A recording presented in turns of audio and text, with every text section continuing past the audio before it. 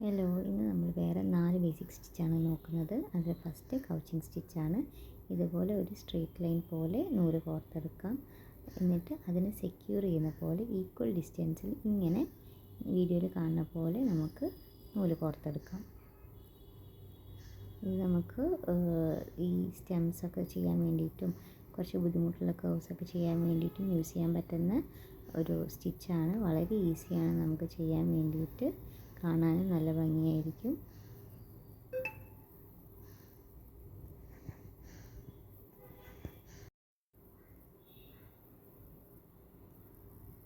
Okay, ഇനി നമ്മൾ ചെയ്യാൻ പോകുന്നത് ഫേൺ സ്റ്റിച്ചാണ്. ഇതിന് ഇതുപോലെ റണ്ണിങ് സ്റ്റിച്ചിനെ കിട്ടുന്ന പോലെ ആദ്യം ഒന്ന് ത്രെഡ് ഇങ്ങനെ കോർത്തെടുത്ത് ലൈനിലേക്ക് കൊണ്ടുവരാം. എന്നിട്ട് ആ ലൈനിൻ്റെ റൈറ്റ് സൈഡിലോ ലെഫ്റ്റ് സൈഡിലോ അതിനെക്കാട്ടി ഇച്ചിരി കൂടെ ഹൈറ്റ് കുറഞ്ഞിട്ട് ഇതുപോലെ സൂചി കോർത്തെടുക്കുക. എന്നിട്ട് റൈറ്റ് സൈഡിലാണ് ആദ്യം ചെയ്തതെങ്കിൽ ലെഫ്റ്റ് സൈഡിലേക്ക് സൂചി കൊണ്ടുപോകണം. സൂചി കൊണ്ടുപോയിട്ട് ഫസ്റ്റത്തെ ത്രെഡിൻ്റെ അടിഭാഗത്ത് നിന്ന് സൂചി ഇങ്ങനെ എടുക്കണം. സൂചി എടുക്കുമ്പം 2 ത്രെഡിൻ്റെയും ഇടയിലൂടെയാണ് സൂചി വേണ്ടത്. ഇതുപോലെ ഇത് നമ്മുടെ മഴക്കാലത്തൊക്കെ നമ്മുടെ പറമ്പുകളിലൊക്കെ ഉണ്ടാകുന്ന ഫേൺ ഉണ്ട്, അതായത് പന്നൽ ചെടി. ആ ചെടിയുടെ സാമ്യമുള്ളത് കൊണ്ടാണ് ഇതിന് ഫേൺ സ്റ്റിച്ച് എന്ന് പേര് വന്നത്. ഇതിങ്ങനെ തന്നെ നമുക്ക് എംബ്രോയ്ഡറി ഡിസൈനായിട്ട് യൂസ് ചെയ്യാം. ഗ്രീൻ കളറിലൊക്കെ കൊടുത്തു കഴിഞ്ഞാൽ നല്ല ഭംഗിയുണ്ടാവും. അല്ല, നമുക്കിതിൻ്റെ തറ്റങ്ങളിലൊക്കെ ഫ്രഞ്ച് നോട്ടോ അല്ലെങ്കിൽ ബീഡ്സൊക്കെ വെച്ച് കവർ പോലെ കൊടുത്തു കഴിഞ്ഞാൽ ആ ഡിസൈനും കാണാൻ നല്ല ഭംഗിയുണ്ടാവും. നമുക്കിത് ബോർഡർ ലൈനിലൊക്കെയും അല്ലെങ്കിൽ നെക്ക് ലൈനിലൊക്കെ ആയിട്ടും നമുക്ക് ഇത് ഇങ്ങനെ തന്നെ നമുക്ക് ഈ പാറ്റേൺ ഡിസൈനായിട്ട് യൂസ് ചെയ്യാൻ പറ്റും.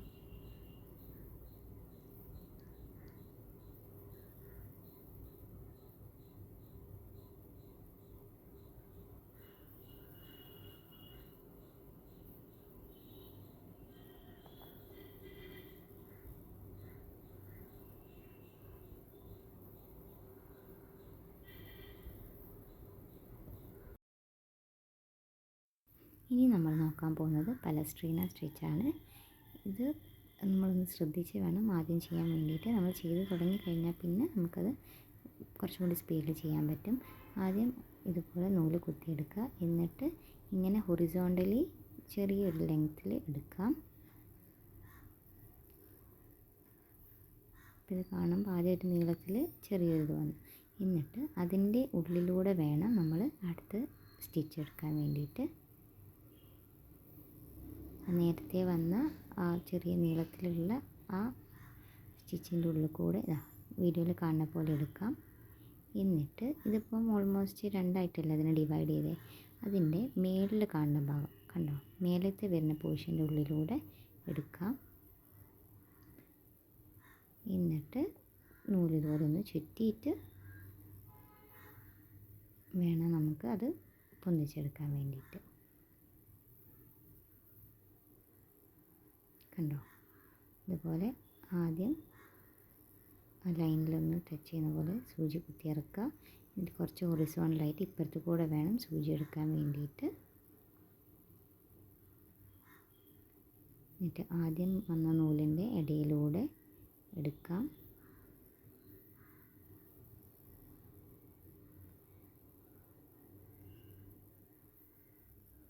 അതിൻ്റെ മേൽഭാഗത്തിലൂടെ അടിയത്തെ നൂലിൻ്റെ മേലത്തെ പോർഷൻ്റെ കൂടെ എടുത്തിട്ട് ഇങ്ങനെ സെക്യൂർ ചെയ്യാം. ഓക്കെ, പലസ്ട്രീന സ്റ്റിച്ചിനെ തന്നെ നമ്മൾ ബീഡ് സ്റ്റിച്ചെന്നും പേൾ സ്റ്റിച്ചെന്നൊക്കെ പറയാറുണ്ട്. കണ്ടോ, അതൊരു ബീഡിൻ്റെ അപ്പിയറൻസ് ഇല്ലേ, അല്ലെങ്കിൽ ഒരു പേളിൻ്റെ അപ്പിയറൻസ് ഇല്ലേ അതിന്.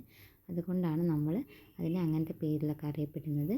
ഇത് നമുക്കിതുപോലെ തന്നെ ഒരു ബോർഡർ ലൈൻ കൊടുക്കാൻ വേണ്ടിയിട്ട്, ബോർഡർ ലൈനിൽ കുറച്ചുകൂടി ഒരു എന്താ പേൾ എഫക്റ്റൊക്കെ കിട്ടാൻ വേണ്ടി ചെയ്യുന്ന സ്റ്റിച്ചാണിത്.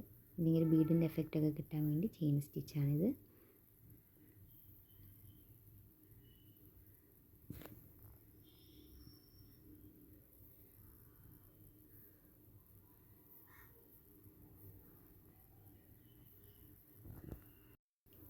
ഇനി നമ്മൾ നോക്കാൻ പോകുന്നത് ഫെദർ സ്റ്റിച്ചാണ്. ആദ്യം നമ്മൾ ഒരു പോയിന്റിൽ നിന്ന് സൂചി ഇതുപോലെ കുത്തിയെടുക്കുക.